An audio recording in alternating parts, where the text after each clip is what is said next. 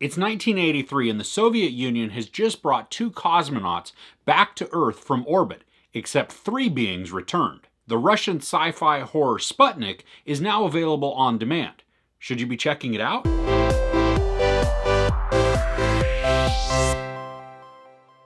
A doctor is summoned to a secret military base to examine a cosmonaut who has brought back something from space that he didn't intend to. I've not seen a lot of Russian films, but there are 2 that I absolutely love: Night Watch and Day Watch. They are a ton of fun, so I was intrigued and excited to check out this Russian sci-fi. So first off, if you're going to have a science fiction movie and you're going to show just stuff that is not necessarily of Earth, then you need to do it well, because otherwise it's cheesy and it's just goofy and it breaks any tension or any realism that we could feel within this made-up universe.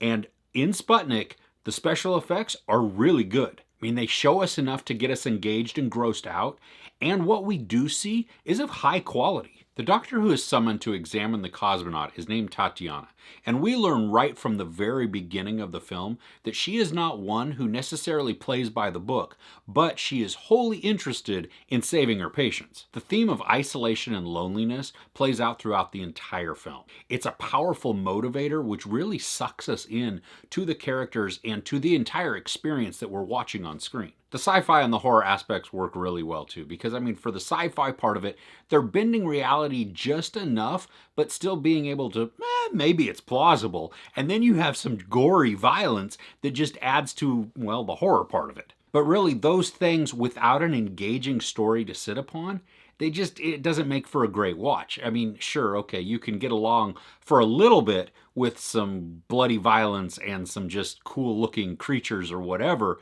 but if there's not something to really just keep you engaged and keep you compelled to what you're watching, then no, and certainly you're not going to spend your money to rent it. But this movie is really engaging, and it's always calling back to the theme in small and subtle ways. At first I thought the film was trying to have more of an emotional connection that it could support. But once that final scene comes, everything then falls into place. The relational aspect does make sense, and it ultimately fits in, even though as we were going along the journey, I was kind of questioning a little bit. And there was a specific part towards the end of the film where it began to draw on emotions and to draw on relationships, and I was like, I'm not really sure that this connection is warranted.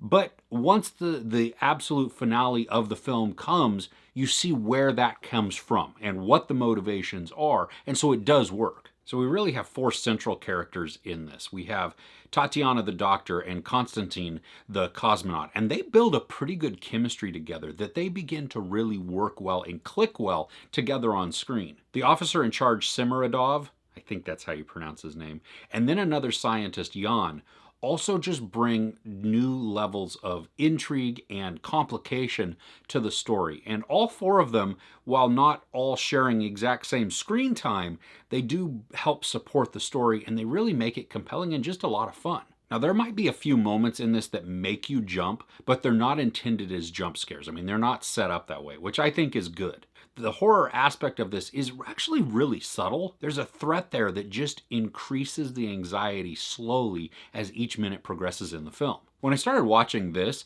it made me think of another sci-fi movie with Ryan Reynolds and Jake Gyllenhaal, which I really enjoyed. And it also made me kind of wonder, well, could these exist in the same universe?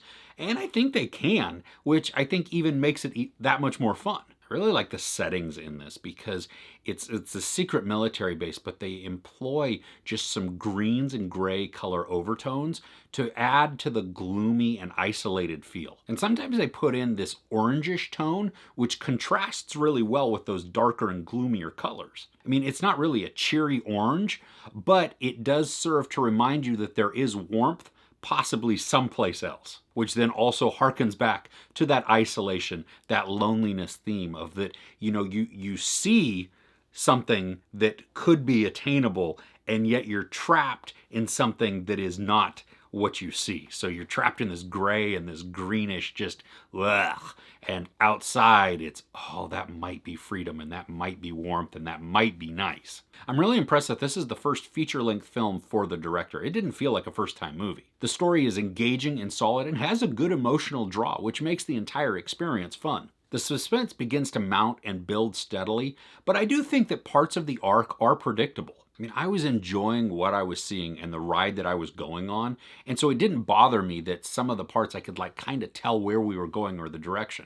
I mean, I was just engaged in the entire experience. I think the music and the soundtrack were also done really well. I mean, they use it to enhance our experience, to really put us in the right mindset of what we're watching and just match it and increase the anxiety when it needs to, or just even our blood pressure, just to get it going and to feel that tension and the urgency. Like in a lot of non-English films, they employ the use of silence and scenes without dialogue. I mean, to just let a scene sit, to let a character brood or contemplate or just stare at us for just a little bit, it really works to draw us in, to not have to fill every single second with dialogue or even music. And I love that the non-English films really embrace this a lot more than English films do. Overall, this is a really fun watch and something that I could watch multiple times. I mean, it's just a little under 2 hours and I didn't feel that it drug at all. There's no sex, maybe some brief nudity, some profanity, and a lot of gory violence.